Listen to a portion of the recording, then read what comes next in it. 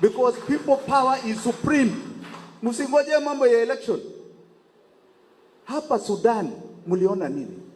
Wamama walisimama. Kweli ama si kweli? Walisema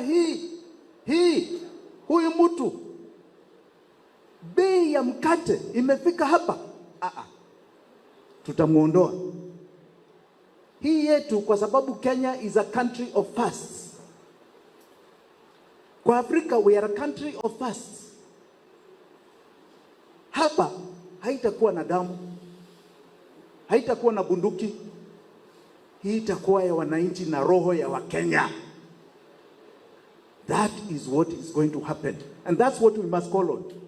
Kwa sababu kwa kizungu inaitwa the people's choice theory. Ukiona viongozi ambao wanajitetea mambo yao tu, hawajali wananchi.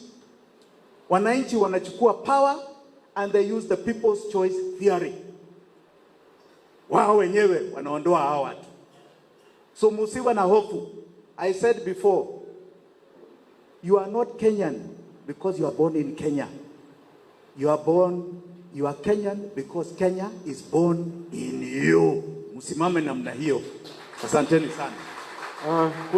Kuna jibu ya petroli, sorry,